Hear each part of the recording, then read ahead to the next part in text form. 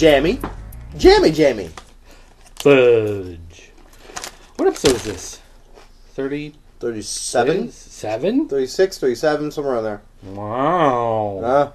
Hey, ladies and gentlemen, welcome back to Comiholics. As usual, I am your co-host, Dirt, along with host... The Apocalypse. He gets to be the host on this one. This is like the only show he does. Yeah. Welcome. Nothing else going for you. If you didn't know... we should explain the show in case there's one or two new listeners. Yeah. Yeah. Well, we talk about comic books, and we drink alcohol. All right, there you go. That's the entire premise of the show. Thanks for tuning in. This is, of course, on popculturenetwork.com, home of the Pop Culture Network. It's amazing how that works out. World Wide Web. And the internets. So, anyway, we're going to talk about some comic books. Yeah. Which I assume you've read some? I read a lot today. Here, wait. Okay, let's catch up today. Let's do this. Let's save everything for Villains Month, Battle of the Atom, and Infinity, since those are like the big three things. Don't talk about any of the books that are part of that storyline. I got nothing. No, that's not true. I got stuff. That's all right. That's all right. We can do this. All right. But you know what helps with this? What? Mead. Oh, that's right. We should talk about our alcohol tonight. This is... Okay, for brought to you by the letter Y and the number 13. If someone doesn't know, what is mead? Mead is fermented honey. Usually done with champagne yeast. It's a very simple recipe. It's an ancient recipe. Yeah, I was going to say, this is like big several thousand years ago. King Midas drank mead. Mm. So, if you smell it, it's like... It smells like... It's like sweet rubbing alcohol. Right. This is some potent stuff. How long has this been fermenting? 4 years. How long is it supposed to ferment? 6 months to a year. So why has this been 4 years? No, it hasn't fermented the whole time. Well, partially. I stopped the fermentation process, actually, within the allotted time, which is probably a couple months. But, this stuff breathes, and you let it sit for a while, and it makes it a little more potent. Yeah. So, cheers. So, here we go. To our friend, the bee. All right.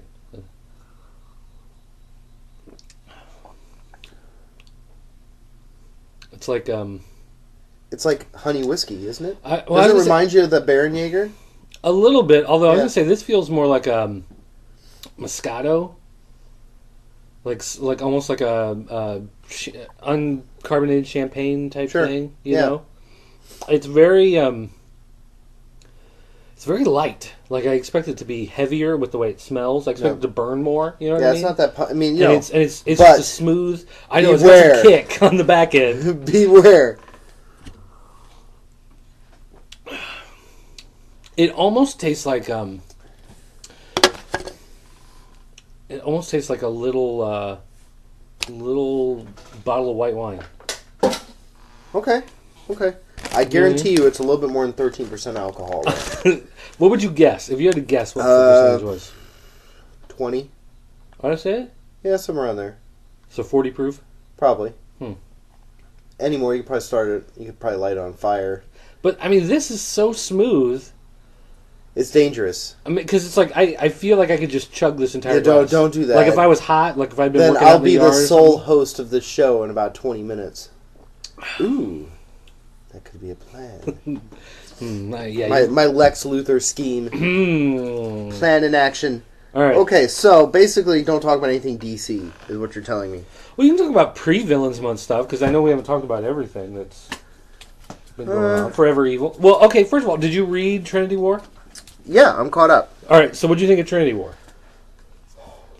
There's a lot going on. There was a lot going on.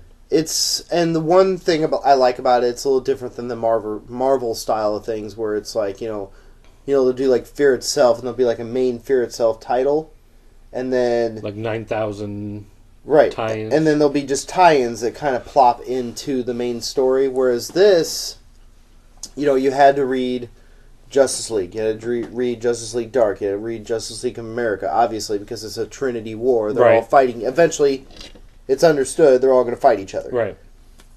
So, did you I didn't read any of the crossovers? Well, I hadn't. I had read all of them in the beginning of the New 52, but I had not really read a lot of, for example, Justice League Dark. Well, no. Did you read any of the crossovers? Yeah, I read all. Phantom Stranger. No, I didn't Pandora. read the Phantom. Okay. I read some of the Pandora. Okay. I wasn't that interested. Yeah, but I mean the specific Trinity War ones. Yes, I did read all those. Okay, so like you read. So I've read the coup de grace. Well, no. See what I have to deal with, people. What are you trying to get out of me? Did you read, for instance, in Trinity War? There's a part where Constantine and Shazam leave through a door, and then there's an issue of Constantine where it shows them and their conversation that they had. Right, Constantine tries to con. So you did read that? Shazam, yes. Okay. So did you read like the Pandora where she learns that she can like kill the 7 deadly sins that came out of the box? No. Okay. Did you read like the Phantom Stranger? No. Okay. So basically, that's what I was. I read the main story basically. Right. Okay. Because there were 5 tie-ins. But I guess my point is, it's you had to read them in a cycle. It wasn't like it was just one main title of this. It wasn't just Blackest Night. And then, well, I did like the fact that it wasn't like Trinity War #1 ties in with Justice League. Ties in with Justice League. No, America, you were forced to read the other. Well, and titles. I like that more. Yeah, me too. Than take, for instance, I'm just going to briefly mention Infinity, right? Where you have the Infinity series, right? And it's like Avengers, it's lineal. New Avengers. It's lineal. Lineal. Yeah, it just like goes on one path. Linear. A lineal path. Linear path. Okay. All right. Okay, Dr. Wizard. Well, we're going to talk about the universe later, folks. Apparently, we are just on the cusp of a 4-dimensional black hole, just so you know. That's some good mead. All right, so Trinity War. Uh-huh. I liked the fact that Pandora's box isn't what they think it is. Yeah, like it's not. It's from the Greek mythology, but Greek mythology was wrong. It's actually a gateway to super evil hell. It's like Darkseid's mother box that opens the portals to Apocalypse and Earth. Right. This was basically a box that opened a portal to Earth. Right. 3, which is the evil Earth. Right. And some of the evil people came out, and those are the 7 deadly sins that Pandora's been facing. Right. So they weren't... Which are evil versions of superheroes. Well, no. These were the precursors to that. Okay. So the 7 deadly sins that were unleashed upon the world were actually living beings from Earth 3 that made the jump. They were like the super villains 2,000 years ago, right. 4,000 years ago, whatever, back on that world. So like you had the Greek gods, like you see in Wonder Woman and whatever. Right. These are like their evil versions from that universe came to this universe, and that's what the 7 deadly sins. And I say, between Marvel and DC, they're really tripping me out with all this multi-universe stuff. It's like it seems to be the general theme. It's like the new zombies. It's like everything is like trans-dimensional now. Well, and it forces you to kind of pay attention to different books. But that's kind of always been DC's thing. Yeah. I mean, they've ever since Flash of Two Worlds in 1963 or whatever it was. I mean, that's... Over my head, buddy. Anyway, over my head. Now you got to tell us about Flash of Two Worlds. That's all right. I'll lend you the hardcover later. Okay. All right. So Trinity War. Basically, what happens is they figure out Pandora's box is a portal. The Outsider, who is the leader of the Society of Secret Society. Not Society of Supervillains, that's something else. Secret Society, that is Alfred from the Parallel Earth that fell through into our world, and he's been slowly trying to get them to open the portal. Right. So he's been manipulating everybody because he serves the masters of the evil, which is the evil Justice League. Right.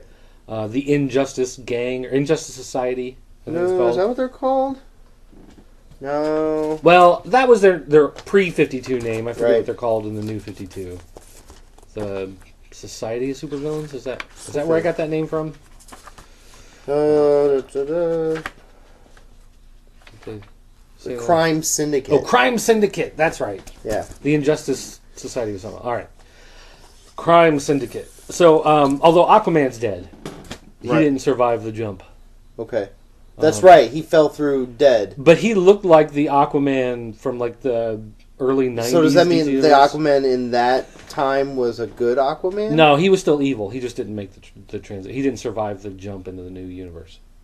That's lame. Like, he somehow died in the process, but the rest of them made it through. Did they really clarify that? I don't remember them talking about that. They mentioned that, I think, in Forever Evil 1. Okay. Oh, well, I haven't read Forever Evil 1. I need to catch up on that in between. In between sets, I'm going to read that. So In between sets. When we take a commercial break for non-commercials? that's right. We still don't have any commercials. We didn't get anybody that responded to our... We have one commercial for the...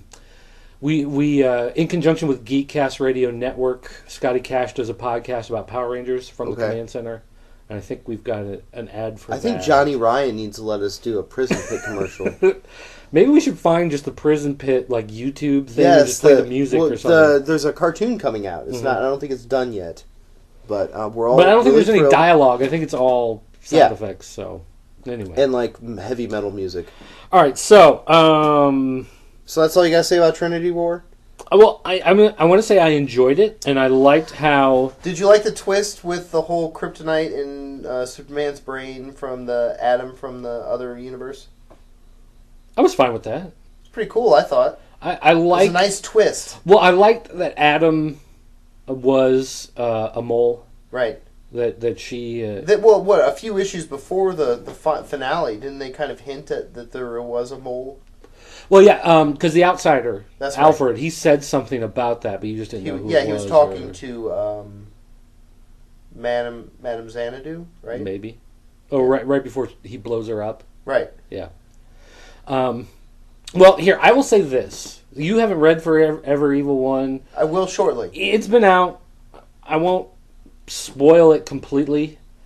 But I will say that Forever Evil doesn't tell you what happens to the Justice League. Oh, really?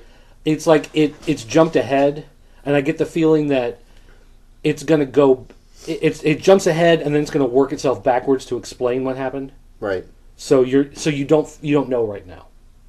So the fact that you don't know what happened to the Justice League, nobody knows what happened to the Justice League. And then we also have all these one-shots. Right, all the 52 villains one-shots. Which, ugh. Have you read all 52? Well, all 52 aren't out yet. Okay. Well, then you haven't read all 52. No, but some are not good. Oh. Some are really good, and some are not We're going good. to talk about those now? No, we'll talk about those next. Okay. I mean, like, in a different segment. All right. After you read Forever Evil. Okay. All right, so what other random comics you got to talk about? How about Absolution? Number 3. Alrighty, what was... Have you read that? When it came out. John It was Dusk several weeks ago. is held up by... Oh, that's right. He He's harbored. heals. He's harbored by some... He takes over the locals. crime-ridden neighborhood and cleans it up and starts killing He all the becomes pimps Daredevil. and well, kind of. It's Hell's Kitchen. And then think he it's actually basically Brooklyn. goes on TV to declare that he's protecting this place in order to draw out that villain that he can't. And he finds Fine. Happy Kitty. Right. And Fixes she's like her- turned into like a feral cat. Well, I don't know about her character, man. I kind of liked her when she was more kind of like just a random Yeah. enigma. And now that she's got a personality, I don't really... Now that she's been explained, you don't necessarily like No. her. Yeah, she doesn't seem so badass anymore. A lot of this is just Dusk cleaning house, Yeah. cleaning up the neighborhood. The reason why he's doing it, though, is because he's trying to draw attention and bring out not Parallax. What's that guy's name? Starts with a P. Polymath. The Polymath Man. He's trying to bring him out in the open. So how do you feel this series compared to the first series? It's not as intense. That's fair, yeah. I mean, yeah, there's a lot of killing and heads chopping off, and I think the problem... And also, like, in the first series, you learn about the powers, of these people, what they can do. Now that I know what John Dusk can do, I'm not, like, that excited about him being a I think part of the problem is the first series, he's leading this double life, and there's this question of, will he be able to cover for it? Will he reclaim his life, or will this be his new life? And by the time the series is over, he's different and changed, and the status quo is now different. he's just this like super vigilante on the lam. Right, but now that he's kind of out doing his thing, it loses some of the edge. Right. Like, because there's no normal life for him to go back to. It's not like he's going to recover. And I missed there was that subplot in the first series with, I think it was the Technocrat was his name. Okay. The guy who if he could think of a machine, he could build it. Right. And he was going to blackmail him and do all of that. So you had something other than just him getting his ass beat, There was actual stuff you had to worry about. Now, and it's like, he's not going to die. I mean, he may die in the final issue, like in the last page or, whatever, and they have a funeral for him in the end. But, he's not going to die in issue 3 of 5, So, and at the end, because Polymath Man at this point, he's like missing. He killed like a few hundred people, basically. He just kind of took off and went into hiding, right. Not because he wanted to hide, but he was just waiting for John Dusk to reappear. So he's like sitting in a living room with these people he's tortured and killed. But I just think Absolution in the beginning had more punch. Yeah. Each issue was... Well, and I remember when we talked to Christos Gage at, I think it was C2E2, the year that Absolution came out, like, we were both excited for the series, and we liked it, and we asked when there was more coming, and he goes, well, I've got ideas, but the first one didn't sell that well, so we'll just kind of wait and see if they want to go with it. So I wonder if maybe it sat in his mind too long. Right. And he kind of overthought it this time around. It's kind of that Kick-Ass problem.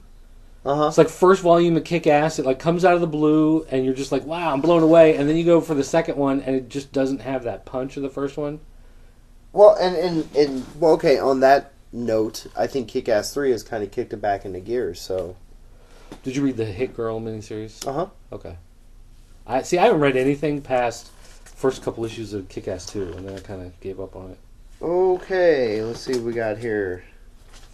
Did you read all your birthday comics? Yeah. All of them? Except for I still have Unchained Superman 2 and Unchained. 3. Okay. Yeah, nah. It kind of fell apart. Yeah. Not too stoked. Hmm. Well, we want to take a break, and then we'll come back and... Well, here, wait. Let me see if there's anything else here I want to... What about Star Wars, #1? The Star Wars. Yeah, what'd you think of that? Based on the George Lucas original rough draft screenplay.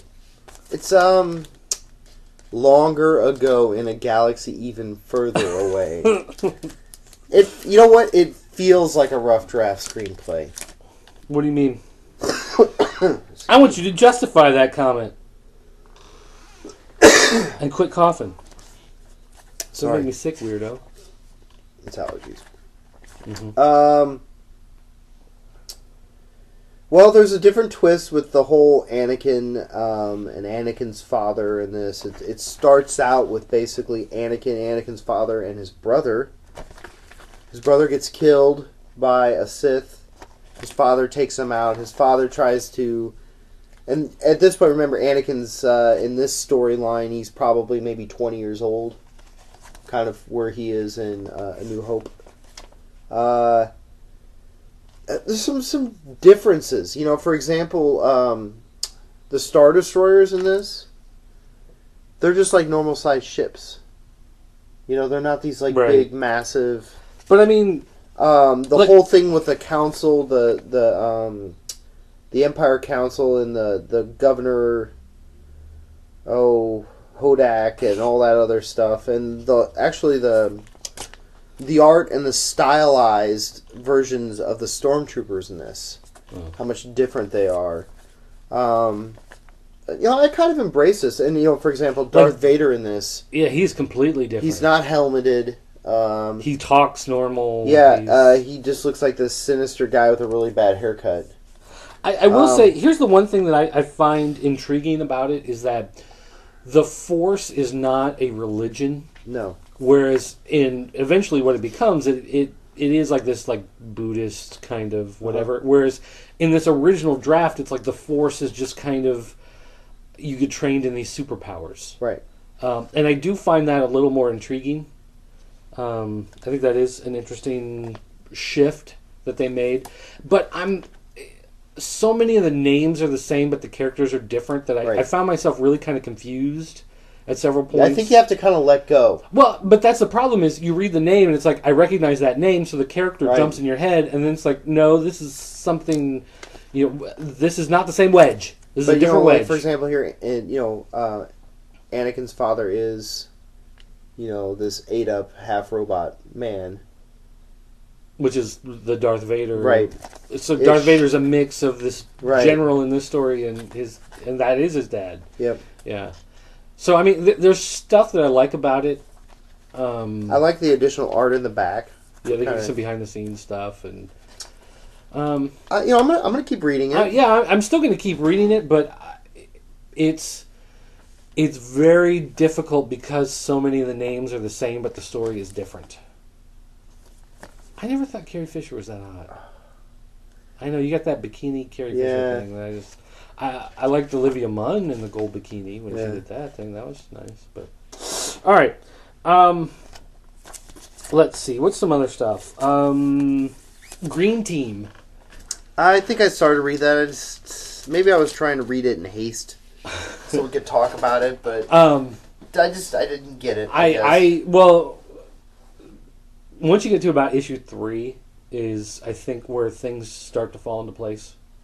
And maybe that's my problem, because the first one opens and it's just kind of chaos. Right. And then the second one, they're just trying to get away from the chaos and have this kind of like down moment. And then by the time you get to the third one, I think everything is kind of laid out and you get a real sense of like where the story is heading and what these people are doing. So I liked it. I've enjoyed the series quite a bit, and I'm kind of sad that there's no issue this month because of the Villains Month thing, putting all the normal books on hold. Put it back. Yeah. So I'm waiting for that. DC Universe versus Masters of the Universe. I saw the cover, and it ties into Justice League Dark actually, which is kind of weird. What, Constantine opens the door? No, it's Madame Xanadu is involved. It takes place before Forever Evil, and basically, do you remember in Transformers? In the cartoon when we were kids, they're on Earth, and Earth has this energy that they make the Energon cubes out of, right? Because Earth hasn't been mined of this energy because we haven't had living robots, right? Well, basically, Eternia has this magical power kind of within it, and Skeletor uses the magic, He-Man uses the magic, Hordak uses the magic. Well, they find Earth. On Earth, there's not as many giant magical people, so our magic is much stronger. Because there aren't as many people to use it. So Skeletor is trying to find a way to basically break through to Earth so that he can steal that magical energy. How's he find out about that? How's he know? I don't know. Who told him? Yeah. I don't believe it. You're thinking too hard. So anyway, it was an interesting setup, but I was kind of hoping in... So who fights Skeletor? Who's the good guy? Nothing. The first issue was all set up. Oh, okay. So, because there's always a team up, good guy, bad guy. So who do they pick as the good guy to nothing fight? has really happened yet. But I mean, John Constantine's involved, so it's tying into the whole magical underworld of DC Universe, which will bring in the Justice League because of that. But so far there's been no Superman, no Batman, anything like that yet. It's crazy. It's like they took all the heroes out of the DC universe and said, nope, they're gone. But it's weird because the people I thought they were going to take all the superheroes and chuck them to the Masters of the Universe world, but so far it's pulling people from Masters of the Universe and putting them in the DC universe. I thought it was going to be the other way. So you think they might just keep Skeletor permanently in the DC universe? No, they can't do that. Well, freedom salute to you. Oh, you opened a Freedom? Yes, I did.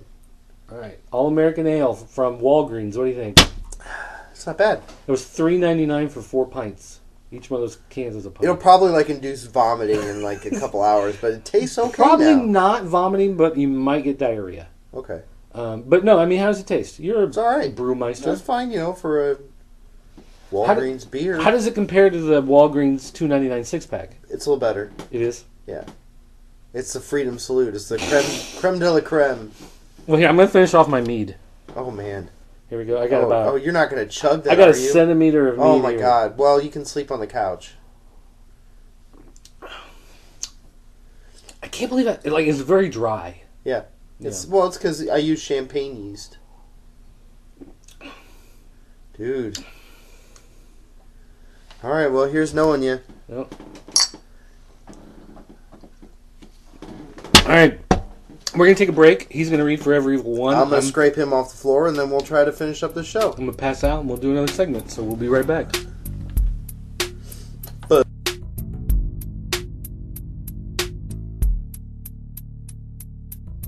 Big coins in my face. Someone's flipping a coin in your face? Yep. Who's that? Two-Face. Oh. Well, he does have a face. 2 of them. Whew. So, DC villains, one-shots. All right, so you 52,000 Hey, wait. Let's start with Forever Evil. Uh-huh. You read Forever Evil now. Uh-huh. So what do you think of Forever Evil? It's pretty wicked. Mm-hmm. Basically what do they call it again? The Sinister Societies. Crime Syndicate. Crime Syndicate. Have basically reached out to everybody saying join us or die, pretty much. Well, the villains. Yeah. It didn't really answer any questions, like you said. Right. They do mention a couple times of, all the superheroes being gone. Where are they? And I don't think they really alluded to any. Well, the Crime Syndicate says that the Justice League is dead, but you didn't see it happen. No. So obviously they're not dead. No. They're somewhere. You just don't know where. Right. And Superman is super, super evil. You mean Ultraman? Ultraman with the big U on his chest. I love that he broke into Lex Luthor's to get vault, the kryptonite, got the kryptonite and snorted it like cocaine. And snorted it. It's like, and he's like the opposite of the. The sunlight hurts him. Yes. What's Earth 565 516? Earth 3. 3. Bad guys. No, what's our Earth? Oh, our Earth. Earth Prime is what they used to call it. And you're thinking in Marvel. In Marvel, it's 5 something. Earth 616 is the main Marvel universe. Gotcha. But in the DC universe, Earth Prime is this Earth, where there are no superheroes. Earth 1 is the main DC universe. Earth 2 is the Justice Society universe. Earth 3 is the evil. Earth 4 used to be the world that had Shazam and Black Adam and all those guys. Right. But now they're part of the main DC universe, so I'm not sure. You've got the Firestorm, who's Deathstorm, I think. Yeah. There's Power Ring instead of Green Lantern. Right. Owlman instead of Batman. Which is funny because the Power Ring is kind of like a big wuss. Yeah. Well, I don't know. What are they gonna think of me? He's opposite of fearless Green Lantern. You have Owlman instead of Batman. Right. Ultraman instead of Superman. You have Superwoman instead of Wonder Woman. Right. She has an S on her chest. She's all in black. Adamette? Yeah, I think that's right. And then Johnny Quick instead of the Flash. Right. And he's got that weird helmet. Yeah. He's got like it's like a bicycle. Helmet. Well, it's like the bicycle racer's helmet. It's a luge helmet. So, there you go. I'm having trouble really sinking my teeth into this, Yes, of course, there's a lot going on in the first issue. Didn't answer a lot of questions, so maybe it's not supposed to. Does it bother you that nothing's really answered? Or do you feel like that's good for the story that you have all these questions that it will answer? I do like the fact that, they really made this Earth 3 Superman very evil. And it's kind of scary evil. He kills that one guy with the monocle. Vaporizes him. Who's like, can't you guys see? That's Superman. He's just got a stupid U on his chest. And then he burns him with his heat vision. Yeah. And then, of course, you've got the cyborg that is... Oh, the Grid. The Grid, yeah. Instead of Cyborg. Does he have to say have a nice day all the time, though? Mm-hmm. It's like, okay, what is he, RoboCop? I don't know. That was pretty wicked, though, when he tore himself apart and made himself his own cyborg. That was a robot. I guess he wouldn't be a cyborg anymore, would he?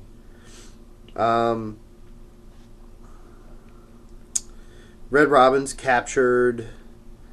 Lex Luthor is actually kind of lost without Superman. He's, kind of torn about everything that's going on. Because despite it all, Lex Luthor still has some sort of morality.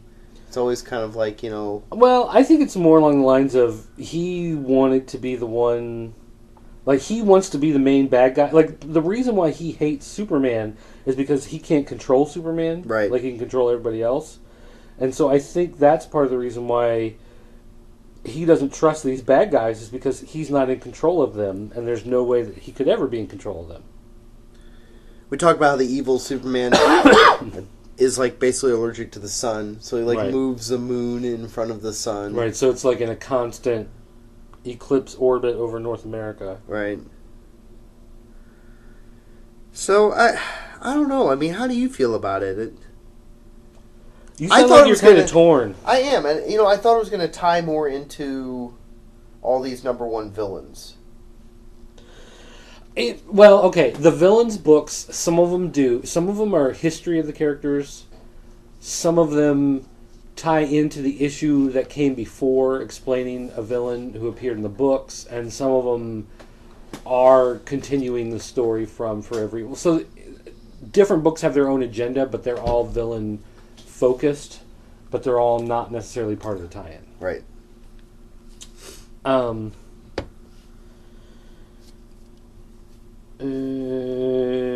Well, I mean, do you think it's a good idea for a crossover now that you've read the first issue? Well, obviously I want to see what's going to happen. I mean... Does it feel like an event? It feels like a prelude to an event.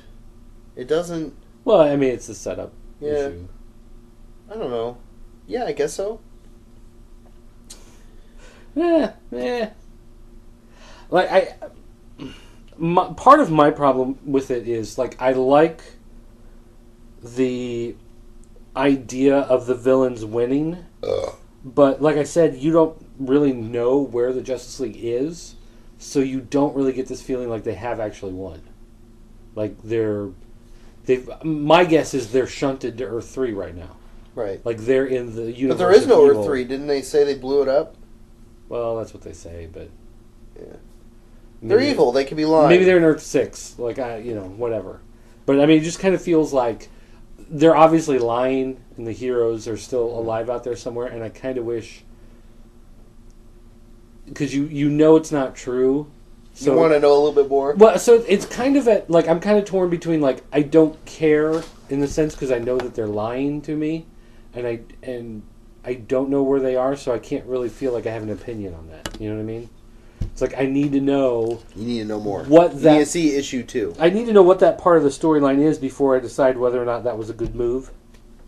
So, I am kind of torn as far as that goes. It does feel like one of those events where it's just all going to reset back to all the Justice Leagues coming back, and then the one thing we may lose one of the Justice Leagues. Like Justice League of America is probably not going to exist anymore. Well, actually, they've said after Forever Evil, because of the events in it, Justice League of America is going to become Justice League Canada. Oh, jeez.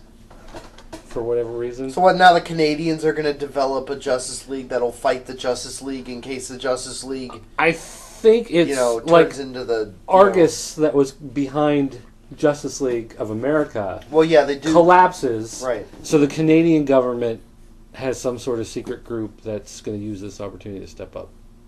I don't know. But like I said, I don't feel like I have enough information to really have an opinion on it yet, which is a negative because I should be coming out of the first issue going, oh my gosh, I got to read the next one. Right. You know? So I do think it may be one of those things where you have to read. It's written for the trade. You have to read all 5 or 6 issues before you really know. So. Overall, though, I mean, I just wasn't super stoked. I was expecting more drama in this. So, all right. So, having said that, you've read only 2. I know. And the two you read are what? Two-Face and Court of Owls. All right. I read Court of Owls. I haven't read all of the Two-Face ones. So, talk about Two-Face for a minute. This was fun. I really enjoyed this Two-Face. Does it tie into... Yes. Well, I mean, it's like the whole world is now crime-ridden. Two-Face is like basically getting ready to flip a coin to decide is he going to save Gotham City or is he going to destroy it or watch it burn. As he's getting ready to make this decision, he's confronted by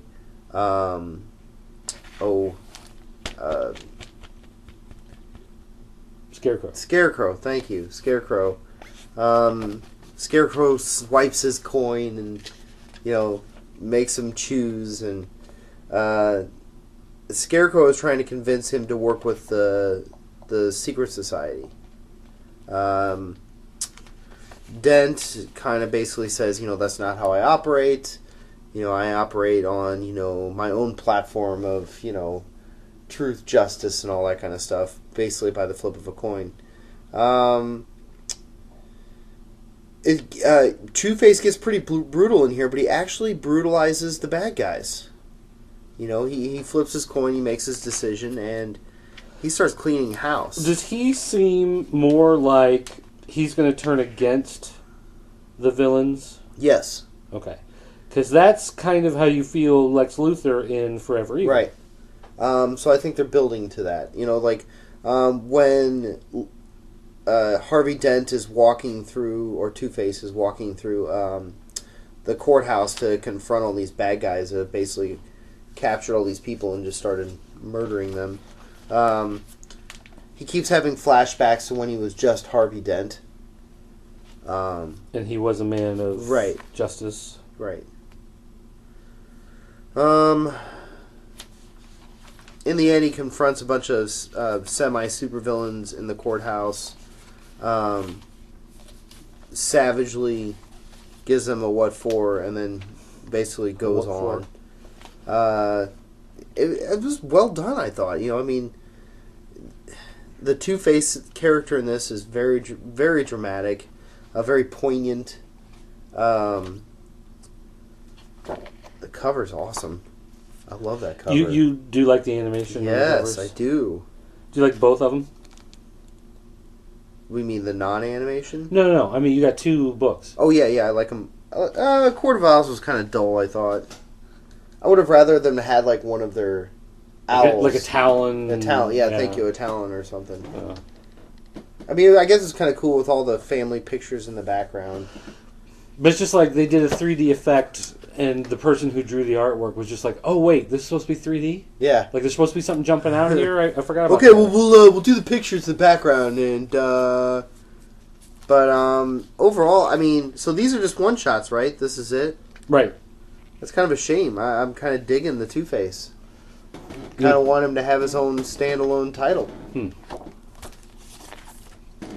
What about Court of Owls? Okay, in this one, I'm trying to remember. I think it was kind of lukewarm on this one, even more so than Two-Face. This is when one of the court is walking, I guess, like his daughter. Yeah. And explaining, through a castle, and explaining to her kind of the owls throughout history. The owls throughout history since from how they've always kind of taken over, and how when Gotham City falls, they always kind of lay low and work their magic with all their connections of their inner workings in Gotham City, and make sure that they still are at the controls even though they're in hiding. At the end, though, he's getting ready to free the first Talon, the very first Talon. And in this book, you do, he does kind of do a flashback of, when they released the first Talon, how he went berserk. And he was unpredictable. Yeah, unpredictable. Couldn't control him. That's kind of a neat story. It does feel like it's the first chapter of some other story. So at least it feels like it's going to continue in something. What did you think that they were going to continue on with this Court of Owls as long as they have? I kind of felt like they had to once they established that it was something that had always been there for the last several hundred years. Because once it's there for like 200 years, Batman's just going to walk up and punch a bunch of people and then it's over. You know what I mean? So it's going to be something that's going to have to continue in one form or another. But I kind of think they overdid it by giving Talon his own ongoing series. Right. And then it's just kind of like... I thought you liked Talon. No? I liked this... Before it went solo, I kind of liked the story. But then once it branched out into his own ongoing series, I was like, meh. He's kind of... The original Talon's kind of Batman-ish, too. You notice that? Costume-wise. And I didn't think the art was very good in the... Court of Owls. Like, it was okay. It did its job, but it didn't stand out as being anything special. Yeah, it wasn't spectacular. So what number ones have you read? Alright, well, let's see here. Let me... You just go ahead and see there. I'll let you. Let me open one I'll of these. let you. Yeah, you let me. I will let you do that. You better. Drink some more of this mead, and, I might let you do something else. Whoa! Hello! Hello, nurse! Hey, lady. Let's see. Which one of these did I have open? Freedom Salute.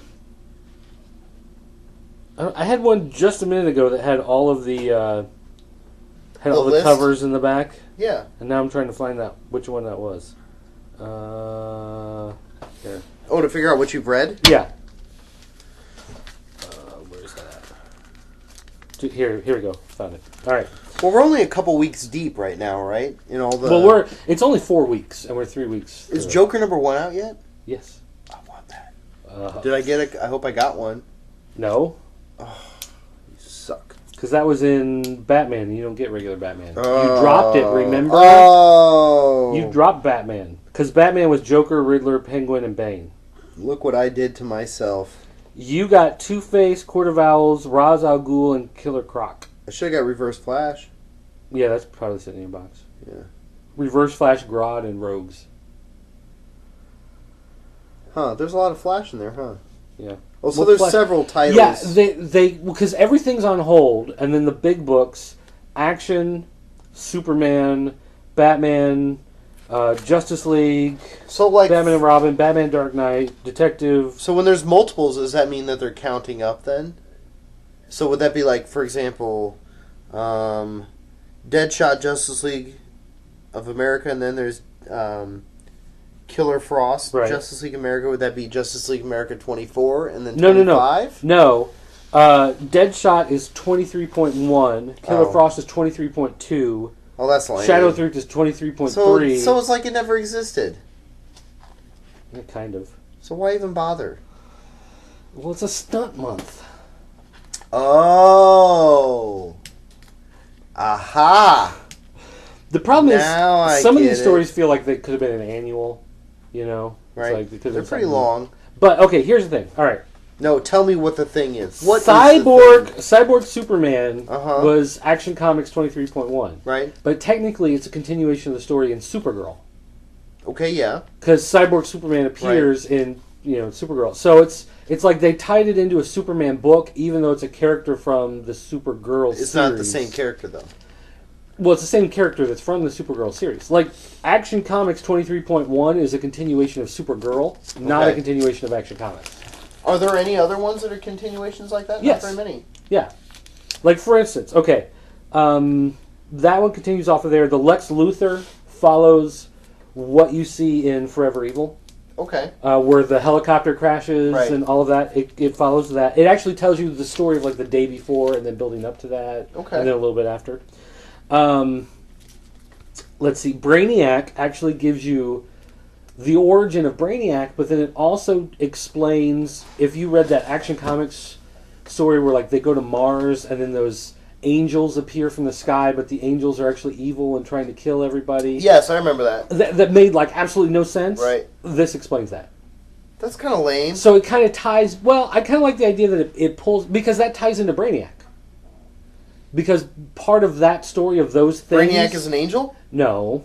He kills angels. Brainiac has been... He drinks angel blood. Brainiac has been going in front of those things throughout their travel through the universe, And he's been trying to get to the world before they do, so that he can grab it and catalog it and add it to his collection before they destroy it. Oh. So he's evil in the sense that he destroys the world and takes it for himself, but he's trying to save the world from these things that are coming to destroy it. Okay. So it's like a twisted type of salvation. Let's see. Riddler ties into Zero Year, which is the current Batman story. Which I dropped. So, but it follows in with that. So it could have been a chapter of Zero Year. Okay. So it fits within there. Two-Face, from the way you've described it, Scarecrow has his own book. Scarecrow is going around talking to all the different villains, trying to get them to be part of it. So that ties in with there. It also ties in with Penguin. Is he the Scarecrow from Earth 3? No. Okay. But it ties in with Penguin. It ties in with, I think, Poison Ivy. It ties in with Clayface. It ties in with, let's see what else has come out. But So a bunch of those books, do tie in. If you've been reading Flash, yeah, Reverse Flash, right. So the issue that deals with Reverse Flash tells his origin, and it could have been the next issue of Flash in the storyline. So what about Sideburns Monocle Man that got blasted? He's a nobody. But where's the backstory, man? Maybe he had a family. I will say, not all of them have been great. For instance, Zod, it gave you, like, him as a child, and then him growing up on Krypton, and then him turning against the Krypton leaders, and it's like all stuff that you already kind of knew. Right. But they just kind of all laid it out in one story instead of, so it's like, like, who really cares that much? Let's see here. Who else? There was another one. Oh, Dial E, which is the Justice League tie-in for this week, is just terrible. Dial E? Dial E for Evil. Because there was a book called Dial H for Hero. Okay. And so Dial E for Evil, people, the bad guys get a hold of this thing, and so now a bunch of villains, they become new villains and new heroes and whatever. But it had, like, every page was, like, from a different artist. So the style kept changing. See, I don't like that. Yeah, and it didn't make a whole lot of sense because they kept trying to cram all these different characters into it. So that one was pretty bad. Deathstroke was another rehash of the history of Deathstroke, which you pretty much already knew. Was it similar to the old history? From what was in the Deathstroke series. If you read the Deathstroke series, does he have a son and a daughter? Yeah, I mean, it didn't change anything. And it didn't really add anything. Not interesting at all. Killer Frost was actually interesting. Shadow Thief was interesting. Darkseid, one of the Justice League books. That one was actually really good. It gave you the history of the New Gods, the Fourth World. So how he became the bad guy of Apocalypse, and Highfather, who became the guy of New Genesis. It actually gave you the whole history of them. All that worked out. Rogues in Flash was a good kind of recap of their history. And it did add some new stuff in there. And there is stuff that happens in this book that feels like it will reverberate in the regular Flash series. Okay. So that one tied in well. Let's see here. I mean, some of them... Sounds like you've read a lot, though. Yeah. You've read like over a dozen. I've read a bunch of them. The Ra's al Ghul one was okay. Like, it told the story... Ra's al Ghul's dead. No, he's not. The whole thing with Ra's al Ghul is he's got the Lazarius pits that you can drop him into and he comes back to life. That's how he's lived 700 years. Right. So it told his story and his history. Let me say, did you say Lazarius? Probably Lazarus. Yeah, there used to be. Did I just correct you? There used to be an Italian restaurant. See, he's not going to recognize I'm correcting him right now. There used to be. He's going to talk about some Italian restaurant that he ate when he was like a teenager. Lazari's. You never ate there? That's probably someone's last name. It's not Lazarus. Yeah, that's what I'm saying. I'm sure their last name's not Lazarus. No, it was Lazari. Because it was Lazari's restaurant. Right. And it became, not to be confused and with then it became Lazarus Pit. El Rancherito. And then they tore it down. They put a little strip mall and has a Subway in there now. But anyway, yeah. Let's see. I mean, I've read, let's see, 1, 2, 3, 4, 5, 6, 7, 8, 9, 10, 11, 12, 13, 14, 15, 16, 17, 18, 19, 20, 21, 22, 23, 24, 25, 26, 27, Jeez. 28. I've read 28 of them. Wow. So you've read pretty much everything that's come out. No, I mean I skipped the Wonder Woman Because not all book. 52 are out, right? No, they're not all out yet. I skipped the Wonder Woman book. I skipped Trigon in Teen Titans, Arcane in Swamp Thing. I mean, there's some of them I just don't care about. And some of them I have, like, I have Relic and I have Black Hand sitting at home. I just haven't had a chance to read them yet. So, I mean, overall, it's really, it's no different than a normal month of comics. Some are really good, some are okay, some are terrible. They didn't knock it out of the park. They didn't justify needing to do this with all the different books. It was a Lazarius Pit of comic books. I don't think that reference works. And even if you said it was a Lazarus Pit of comics, it still doesn't work. It doesn't work at all. So, you know, I'm kind of disappointed that they didn't all tie in together. Because the whole point of Forever Evil is that all the good guys are gone, the bad guys are taking over. So when you see the stuff like Gotham City, it's like everything's burning, everything's in ruins. But you know it's not going to last. The bad guys have all carved out their own section of the city. Right. But none of it's going to last. None of this is going to last. No, none of it's going to last. But I wish that books like Zod, instead of it just being the history of this character, somehow tied into the current fact that the world does not have it's kind superheroes. of a cop-out. They could have put a little bit more like they depth of the actual current story. Yeah, they just said, well, these work, go ahead and put them in there. And then these don't, so just whatever. Because they needed to fill books. Right.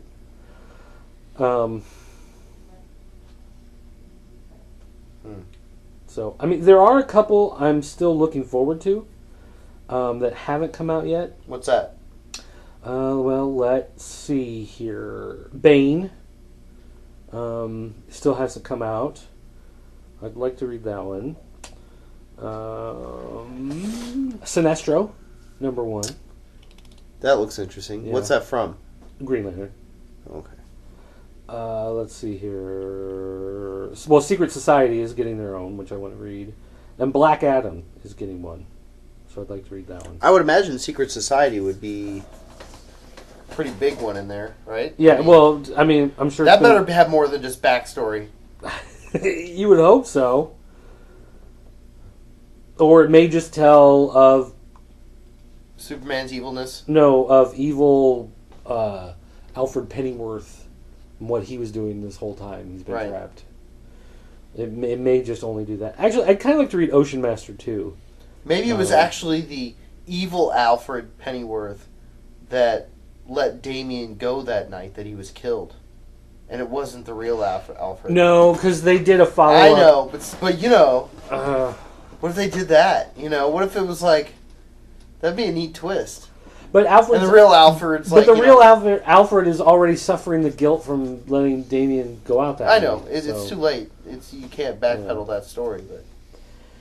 But so yeah, I mean, hit and miss. My whole thing is, you know, the whole Pandora thing abruptly ended. Everything's a great mystery. Nothing was actually resolved with Pandora's box. Other than the fact that nobody should touch it except for Constantine. And the fact that it just died out at the end of Trinity War. And there's no talk of it with any of the box is the probably number ones. wherever the Justice League is. It's Probably with them. Like, they opened a door and pushed everybody through. What? And now they're stuck on the other side. But there was supposed to be this... Well, okay, so that's basically the ultimate... You know what I'm saying? Like, it was like to create chaos and create this apocalypse, right? I mean, that's what's going on now. They created you? Yes, they created me to ride the 4 horsemen of the apocalypse. I happen to be death. So, and it was... Oh, come on. You are pestilence. It was the salmon moose. So, you know, I just... Well... Do you see what I'm getting at? Yeah, part of the problem with Forever Evil is that it's a monthly series, and these villain tie-ins are weekly. So, yeah. So it's like you're getting a whole bunch of this stuff before you're even getting the second issue of Villains. It should be on the forefront. Forever Evil. They should have done Forever Evil first. Because I kind of wonder, how are you going to have all these other books? Like, for instance, Green Team. Right. Green Team is not part of Justice League. So are we going to get Green Team 5 and suddenly it's them in a world populated by evil? And they're one of the heroes that has to step up? I don't know. Because that totally does not fit the tone of that book. Because that is a fun book. Right. You know? It's done by Franco and Balthazar. Balthazar? Yeah. Man, Balthazar. Art Balthazar. Why do I know Balthazar? Where'd that come from? It's You mean the reference? Yes. Like the actual... Balthazar. That's a clever name. It's a clever name? I like that. No. I know what you're thinking of. You're thinking of Balki Bartakamos? Yes, that's from what Perfect Strangers, and that's something... What a Country! Completely different. That was I did say that right. That was the What a Country. No, that's Yakov Smirnoff. Yakov Smirnoff. Oh, okay. Let's see here. Balthazar is a name commonly attributed to one of the biblical magi. That's what I was thinking. Biblical magi. It's also a 12-liter champagne or wine bottle. Got one of those. Do you? No. Oh. Well, you know what? You should fill one of those with mead. Oh, my goodness. Dude, I am sweating my balls off. Yeah, it's some strong stuff, isn't it? Makes you forget yourself a little bit. I'm going to go to pee in the morning. And it's going to smell like asparagus. Asparagus. What is it about that? I don't know. That's another story. So anyway, that I think, Villains Month is a stunt, and it's kind of stupid and unnecessary. And I kind of wish they hadn't. We're trying to garner some relevance out of this. It's just and a handful of books. I mean, a handful of books do it. The books that work, but the books that work are kind of a minority. Right. I was just expecting more tie-in with what's going on, and we'll never get to look inside Pandora's box. I liked reading Cyborg Superman's backstory because it makes sense with Supergirl, but has nothing to do with Forever Evil and all that. So, all right, that's enough of that. We're going to take a quick break here, and then when we come back, we're going to talk about Infinity and Battle of the Atom. Have you been reading the Battle of the Atom books? No. Okay. I'm going to listen. Well, I've read Infinity, but I haven't read any of the tie-ins in Avengers and No Avengers, so, I mean, we both got stuff to talk about then. So, take a quick break. Right back.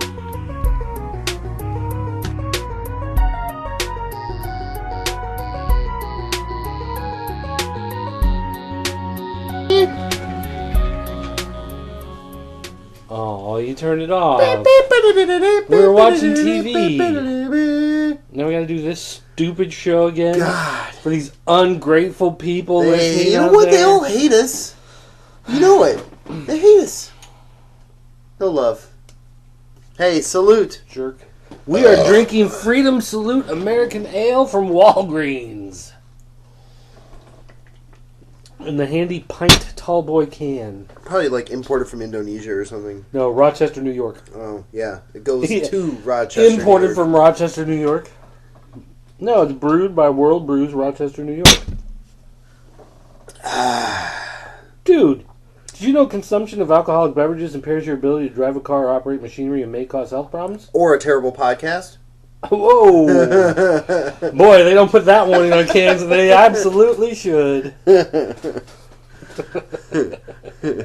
Oh, what were we talking about? You were going to go and you were going to expand on... Battle of the Atom and Infinity is what we're talking about. Which one you want to...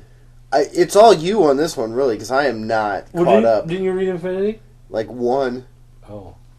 Well, haven't you been reading Avengers, New Avengers? No. Oh. Remember, I stopped. Did you... You quit... I thought you... for I think I have just the main Avengers title was on. So. But you haven't been reading it? No. That's what I'm saying. This is your show. So we really don't... It is your podium. Talk about that. I'm just going to criticize you. Huh. So you're going to talk, and I'm going to make fun of you. I don't know that I like this idea for the show. See, I thought you had at least been reading Infinity and... maybe I'll remember some stuff as you go. But... well, because that kind of kills the whole point, because I was going to ask you about the tie-ins, because you read all the Avengers stuff, or at least you used to. Nope. Gave up. Okay. Well, I'm just going to sit here in my short shorts. I know they're sexy. I'm going to talk... Okay, well, let's talk about Battle of the Atom briefly, then. You know All New X-Men, right? Right. You remember what the story is in All New X-Men? Right. What is it? The baby. Jubilee's got the baby. No, that's X-Men. That's X-Men. All New X-Men. No. So were the X-Men from the past come to the present? No. You haven't read that? No. I thought you'd been reading All New X-Men. No. It's like the classic X-Men from the 60s. That sounds cool, though. Is it fun? Should I be reading it? Should our listeners be reading it? So you haven't read any of that? No. At any point? No. Just talk about it. Tell me about it. Well, I don't want to, necessarily. Why not? Maybe I might necessarily like it, and then I'll start reading it. The X-Men from the past? Right. Uh-huh. They come to the present? Okay. And they see how messed up the X-Men are? Yeah. And they decide they don't want to go back to the past? Uh-huh. Because this world is so messed up, they don't want this to, like... Yeah, I mean, I know about some of that, sure. Okay. And then there's the whole thing with, like, Jean Grey knowing that she's the Phoenix and all that stuff, right? Right. Okay. Yeah. Yeah, I mean, yeah. Sure. But you haven't read any of it? Some of it. So, Oh, you have read some of it. Huh. Yeah. Because you were just sitting here saying that you weren't familiar with it and you haven't read any of it. Yeah. Well, you know, I'm not that familiar with it. Oh, so you're a liar. Right. That's what this is. You're a dirty No, liar. I'm drunk. There's a difference. But when you're drunk, you're supposed to build up. No, you're supposed to be like, called, I've read every comic that came out last month. It's called memory loss. No, you're supposed to have false memories that suddenly come out. Well, they call those blackouts. Balake. Balake. Tell me about All New X-Men. Alright, so Battle of the Atom. X-Men from the future. Okay. The X-Men team, like, in 20 years or 30 years or whatever, which is like Kitty Pryde, Charles Xavier's grandson, Iceman, who's now like a big Hulk-looking block of ice. What? What, do you just, like, keep himself frozen in a freezer? It's like like his ice just kept getting bigger and bigger and bigger. And like bulkier. crystallizing? No, it's like freezer burn. Yeah, that's what I mean. Like, okay, yeah. Deadpool. Oh, really? In the future. Is he really grizzly? He doesn't. His skin is not regenerating, so he looks like all big skeleton. He looks like Freddy Krueger, but he wears a hoodie. And sunglasses. Huh. And then one of the characters from Runaways is in there. Who cares? And Kitty Pryde as an old woman. But basically, not really feeling it, other than the DP connection there. But they come back to tell the X-Men from the past that they have to go back to the past because them being in the present is affecting the future. Is screwing up the future. Oh, see how I caught that? But Jean Grey and Colossus from the past don't want to go back to the past, so they're basically trying to get away. Mm-hmm. And the X-Men become divided on whether or not they should force the X-Men from the past to go back to the past. And so now it's causing a division among the different groups of X-Men. All three X's. All my X's belong in Texas. Have you ever even been to Texas? Yes. Have you? Corpus Christi. That's it? Uh-huh. Oh. Dallas. My grandpa moved to Texas, actually. Yeah. So, we went there. All right. So that's Battle of the Atom. So how far into Battle of the Atom are we? How many issues? 4. 4. Is this issues. like 4 of 6? Or is this an ongoing thing? No, well, maybe 8. Who's writing it? Bendis. Okay.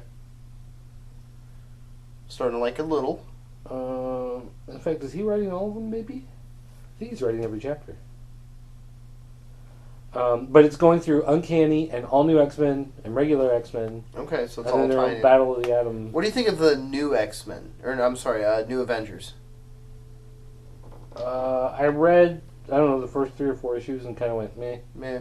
Okay. And all these people are like, it's so incredible! And I went, whatever. Here, I'm trying to pull up the list here of the issues. Oh yeah, Jean Grey from the future. From the future. Oh, it's going to go, part 5 is Wolverine and the X-Men. And then All New X-Men, X-Men, Uncanny X-Men, Wolverine and the X-Men again, and then Battle of the Atom 2. So it's 10 parts. Okay. What do you think I mean, it's pretty much all focused on Jean Grey and Cyclops from the past. And how they're at the center Why do they not want to go to the past? Because they know how messed up everything becomes in the present. So they'd rather stay here. They think they're going to make a change? Yeah, and not let it happen or whatever. I don't know. I don't know. Jean Grey is like really whiny and annoying. She's like a teenage girl. And it's like the X-Men...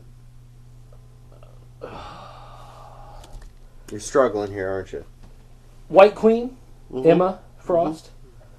Like she says, oh, they must be sent to the past. Like, it doesn't make sense for them to be here. They should go to the past. But then Jean Grey from the future shows up, and she's going to force them to go back into the past. And so then suddenly Emma Frost, because she hates Jean Grey more, because Jean Grey is Scott Summers' old girlfriend, and she's now in love with Scott Summers. Right. That she'd rather fight Jean Grey from the future and not force them to go to the past. Like, she's willing to sacrifice her principles. Over her man. Yes. And so suddenly it's like a terrible soap opera. It's like a CW show is what it's turned into. Where's Cyclops and all this? Cyclops, he wants to defend the X-Men and let them stay, which freaks out Emma Frost because she thinks the only reason why he wants to do that is because... To keep Jean. So he wants the young Jean. He wants to keep young Jean. Which, I mean... Well, you blame him? Cheer up sleeping Jean, you know what I'm saying? Oh, what can it mean?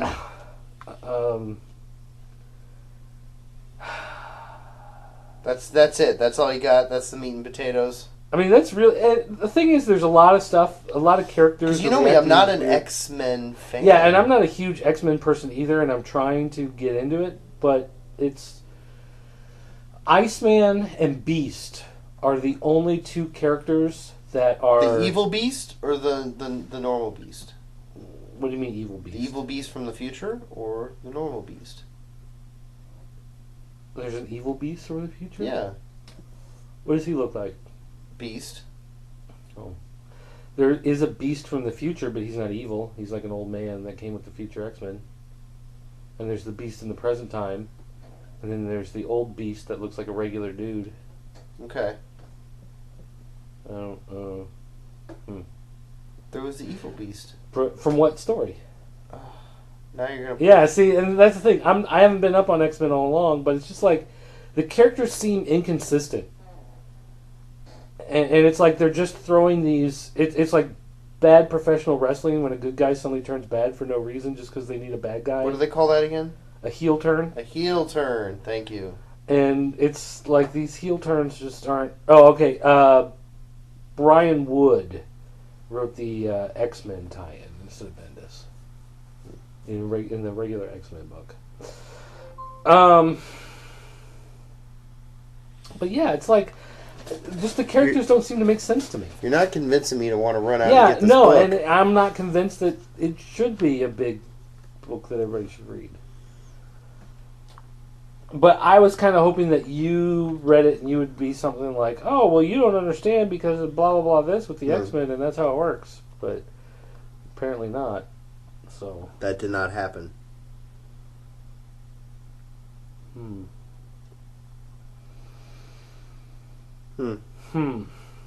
All right, well... That's exciting.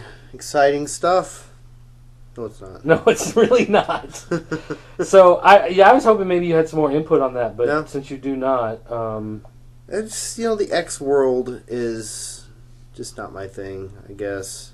I've tried. I've dabbled. Yeah. Maybe I should try a little harder. Well, I tell you what. There's just 4 issues out so far, so why don't you read them? See if I've missed something. We can talk about that next time. Okay. Just get an idea of, whatever. But then you haven't read Infinity. Just the first issue. And the third one just came out. And so you probably haven't read any of the tie-ins either. No. So, I don't really know. Okay, so here's Infinity. Okay? If you remember in Avengers, there's like the yellow dude with the weird horns on his head who's part of like the creators. He's one of the creators, yeah. So like the creators are moving through the universe and they're like destroying certain worlds that haven't lived up to their potential or something. Right. Okay, whatever. And so they're like attacking some world and the Avengers are going to help. So the Avengers go into space to join with the Kree and the Shi'ar. Right, so they're all gone. Right, and so while they're gone, Thanos decides to come to Earth because apparently Thanos killed all his children, or so he thought, but one of them escaped and is now living with the Inhumans, and Black Bolt is hiding him somewhere. So he has come to Earth to basically destroy Earth and find his son so he can kill his son so he has no offspring. Does this tie into Thanos Rising? Yeah. And so in Infinity, it's like the Avengers are in space. They fought a valiant battle. They lost. Now let's go to Thanos. And then you've got like 20 pages of Black Bolt and Thanos. Huh. And then you've got like a page where you see like Captain America has been captured. His friends have come to free him. And apparently like that's the stuff that's happening in Avengers and New Avengers, but it's not happening in Infinity. So it's like, who cares what's going on in space, because that's not really the story that they're telling in Infinity. Infinity is all about Thanos and Black Bolt on Earth. Right. But they keep throwing in these 2 to 3 pages of like word balloons, narration, where you see like the ships in space and they're fighting and the heroes going on, but that's not really the story. It's like they could have just taken that out altogether. Yeah, like it really doesn't... Like the only reason why it's there is so you know why the heroes are not there to fight Thanos. But they could have just done, episode 4, A New Hope. It's a dark time for the rebellion. Like whatever. Like you don't need all this. Huh. Speaking of Black Bolt, did you know that Vin Diesel is in the running for Black Bolt? I knew he was doing something for Marvel movies, but I mean, who cares? I'm just kind of interested. Like, Black Bolt doesn't talk. He's a telepath. Which is probably perfect for Vin Diesel. I was gonna say, he can just look like He can just look like Black Bolt. And then they'll talk. But they'll do something. They'll use like Sean Connery. Yeah, I was gonna say they're gonna use a voice that totally doesn't fit. It's like he's gonna look at somebody and the voice of Key and Peele is gonna come out. Yo, dog. I'm Black Bolt. These ain't the Inhumans you're looking for. Balake. Balake. Where are these Inhumans? Hey, Aaron. D nice. You don't have no club. Alright, so this segment is a bust. Well, I told you it's gonna be a bust. Well, this is the segment you chose. Yeah, but again, like you're drinking prepared. And you're lying, so I thought for sure you had read some of this. Oh. Not really. Okay, well then I tell you what. If we go back to segment 1, you didn't realize that was the only segment we were going to talk about other books. So, what other books do you want to talk about? How about Walking Dead 114? What about Walking Dead 114? Well, we knew Andrea wasn't going to be the one that fell out of the tower. Duh. So we knew that was going to happen. But we didn't know what was going to end up happening with Negan and the consequences therein. And Ezekiel shows up. Right. And unleashes havoc. Negan barely gets away. Does he get stabbed in... No, he doesn't get stabbed in the eye. No, he pretty much gets away. He gets a claw from the lion, doesn't he? Or something? No, he just gets away. But something happens to his face, no, it's right? right here. He gets away. Hey, wait, let me see this. No, see? Let me see it. Let me see this. Because I read this like 2 weeks ago when we got the review thing from Image.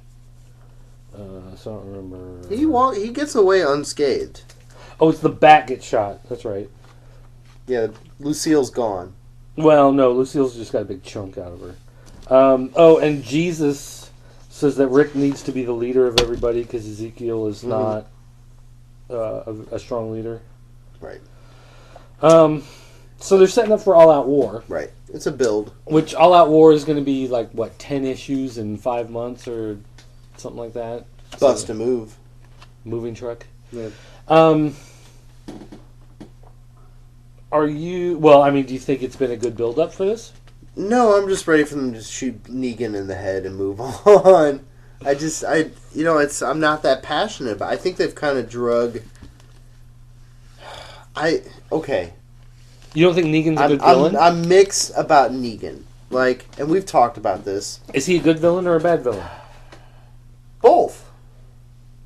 Well, which can kind of make him interesting. Pick a team. Well, no, here's the thing. There's times when... And you've talked about this, where you get frustrated, where it's like they try to make him more dynamic, so he'll seem to get soft, and then it's like they've let him get soft too long, so then they'll have him do something like ultra evil, but at the same time he supposedly has this moral code, and I don't know. It's like, okay, now his character has grown, but once a villain's character has grown, it's time for them to die, Yeah. Am I wrong? I mean, it's like, that's the great mystery of a villain. Once that villain actually has a personality and is, you start to care about him, it's time for them to die and move on. And I don't know. Am I making any sense out there in the Ultraverse? I mean, I guess I'm ready for Negan to die a horrible death, and I guess I'm gonna have to sit through 10 issues before it happens. I think if they really want to, here's my problem.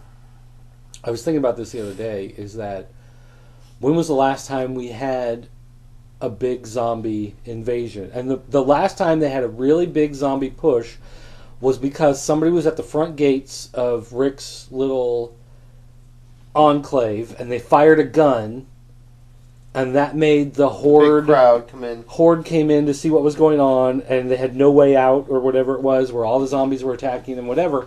And it's like now they've had gunshots, they've had car crashes, they've had lion roars, they've had everything. But no zombies. No zombies have appeared. It's like the zombies, and they've had these standoffs in front of the gates. Yeah. Big where shootouts. They're standing there for 20 minutes yelling at each other. No zombies coming from anywhere. And it's not even like a guy is like, oh wait, hold on, boom, zombie. Okay, go back to talking. It's almost like the zombies are now like flocks of pigeons. Well, it's like just shoot them and they did the zombies die off now? Did I miss something somewhere? I agree, and I think it kind of goes back to that whole thing, because I tell people about the show and they're like, well, I don't really like zombies. You know what, really? Because you don't have to. Because there's really not a lot of... it's all about the people now. It stopped being about zombies a long time ago. I think the show still does all right. The show still throws zombies in, at least... It tries to throw them in every episode. Whereas the comic does not put zombies in every issue. No. So are you saying you're starting to like the show better than the comic now? Well, yeah, but the show is still set in the past. The comic in the past still had zombies all the time. I think it's deviated enough where it's not even... It's its own universe. Yeah. Well, it's like the difference between the Batman comics and Dark Knight Rises. Sure. You know what I mean? But I guess my problem with the comic is now a story of this group of people versus that group of people. Right. And that's whatever comic. That's not Walking Dead zombies, So I'm just kind of... It's okay for what it is, but it's not what it used to be. No. And I'm kind of disappointed in that. So... All right, what other before you pass out here, because you look like you're getting ready to drop dead. Anything else you want to talk about? Deadpool kills Deadpool, issues 1 through 3. Oh, so you can't read giant company, huge event books, but you can read Deadpool kills Deadpool. Actually, if you're a big Deadpool fan, you really need to be reading Deadpool kills Deadpool, because Deadpool kills Deadpool ties in all Deadpool universes. You know, you see Deadpool Core. What's the one where, like, the Tom Sawyer one? The Deadpool Illustrated? Illustrated, the main Deadpool title. Basically anything that's ever happened or existed in the Deadpool universe is, plural, is coming to a screeching halt with Deadpool kills Deadpool. What has happened is ultra evil Deadpool has decided to kill off all the other Deadpools. And, you know, you've got Wait, which Deadpool? Not evil Deadpool. There's like this there's like this other Deadpool. He's like an all black Deadpool, like a. So not the Deadpool not that's with made the out of all reverse the arm. parts. No, but Because he is that on the was the same evil- team. But he was the evil Deadpool. Right, because there's also another universe where it's nothing but Deadpools. Yeah. There's a lot going on, but it ties But it in. works for you? Yeah, well, so in issue 1, at the end, Deadpool meets the Watcher, who is a big fan of Deadpool. Uatu? This Watcher in particular, he's not the Watcher, he's a Watcher, is in charge of watching all of the Deadpools. So he's that not exist. the Watcher that lives on the moon. No, he's a different Watcher. Oh, okay. He's like an uber Deadpool fan. And he actually communicates and talks to Deadpool, and, like, you know, he's not like a typical Watcher that just stands there and stares at them with the big head. This one's like an actual, like, Deadpool fan. You know, so at the end of issue 1, he meets the Watcher at the end. Okay. At the end of issue 2, he meets Galactuspool. Like, there's like a big all-out war, and, you know, you've got all these Deadpools, you know, and it's very comical because Deadpool. I don't know what a flock of Deadpools. What would be a flock of Deadpools? A gaggle of Deadpools? Deadpoolies? You've got your noir Deadpool. You've got Who writes this? it's Bun Espen and Is Bun the Gandini. guy who did the old series? How old? Because I don't know. Well, remember they canceled the one to start the new Marvel Now series. Bong Dazzo. Is that who wrote that? What? Anyways, I don't have an answer to you. I'm drunk. Leave me alone. I'm trying to talk about comic books. Very comic books. But, you know, there's like a Wolverine Deadpool. There's a Deathlock Deadpool. It goes on and on and on. And all these Deadpools, like, basically you have, like, the good Deadpools fighting the bad Deadpools. And it's a bloodbath. At the end of the second issue, you've got... Is this 4 issues or 5? I don't know how many it's supposed to be. It doesn't say... It doesn't say, like... Galactuspool. It doesn't say, like, 2 of 5? No, it just says 2. Huh. In 3, at the end of 3, they fight Galactuspool. They win. Lady Deadpool has to sacrifice herself to do it. Lady Deadpool's dead? Yes. What? Yes. I don't like that. The Galactus head falls on the evil Deadpool with the reverse arm.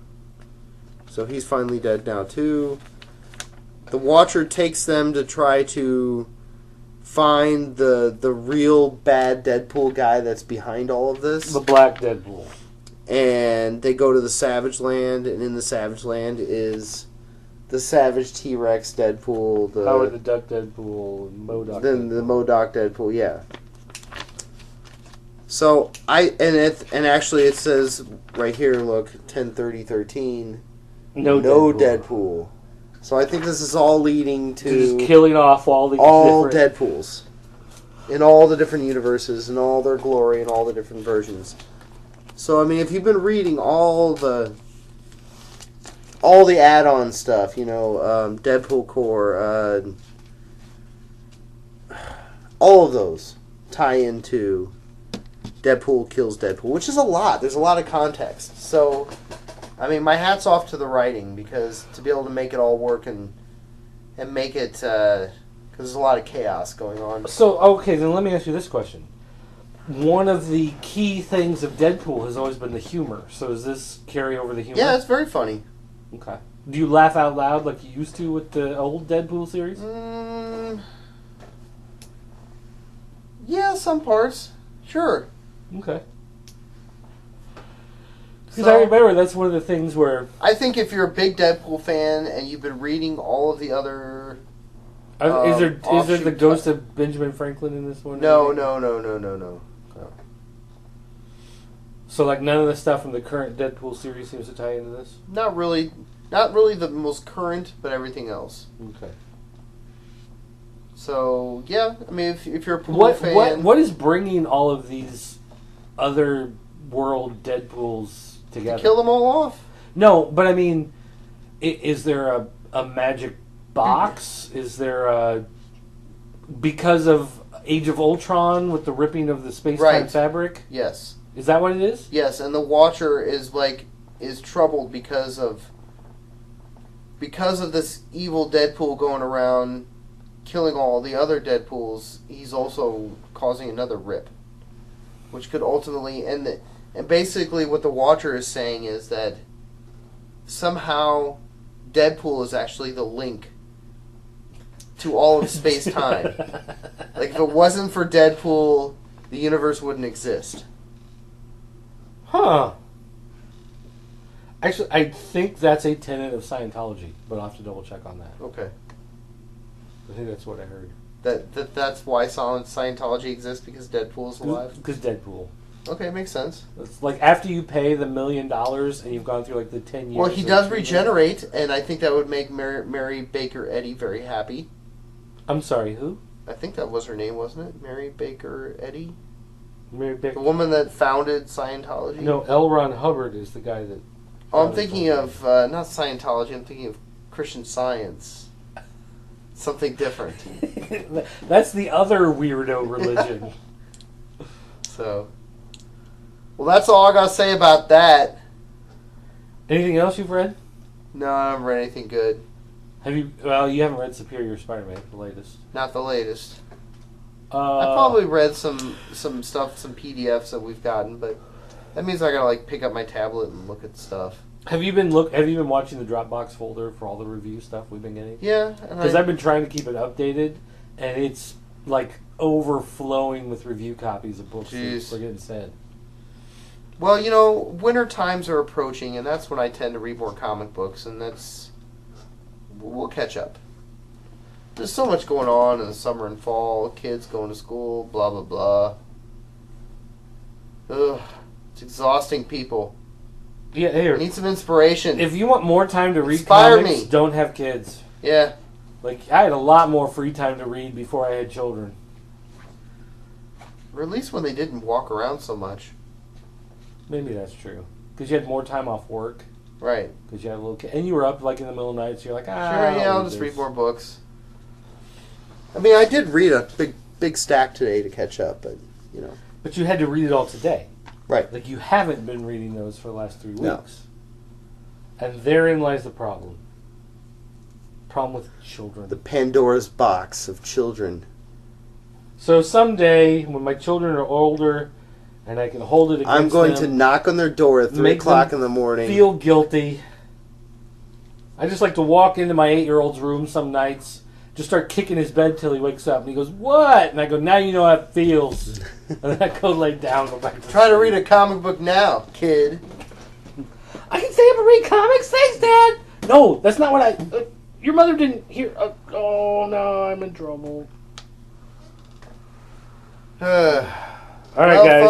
Folks, this pathetic excuse for a podcast has been Comiholics episode 37.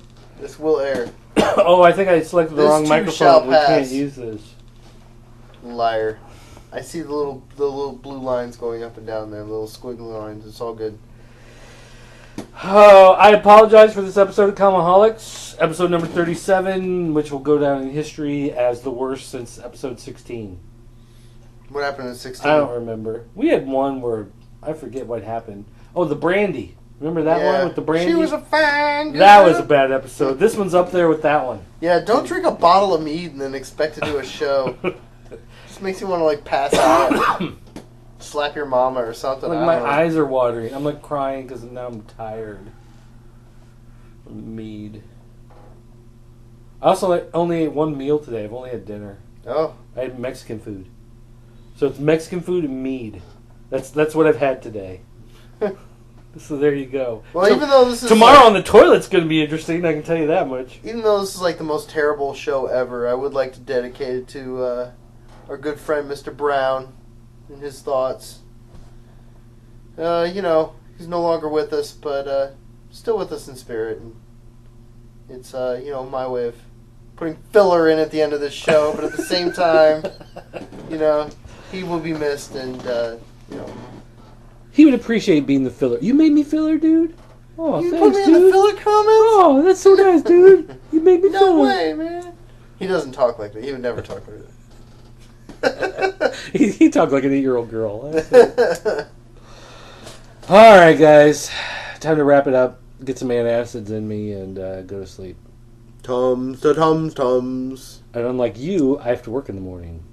I'm on vacation. You think I would have performed a little better knowing that I didn't even have to work tomorrow? Very selfish of my performance. Yeah. All right, guys. We're signing off. Have a good night. Thanks for listening, and we'll talk to you later. After a while.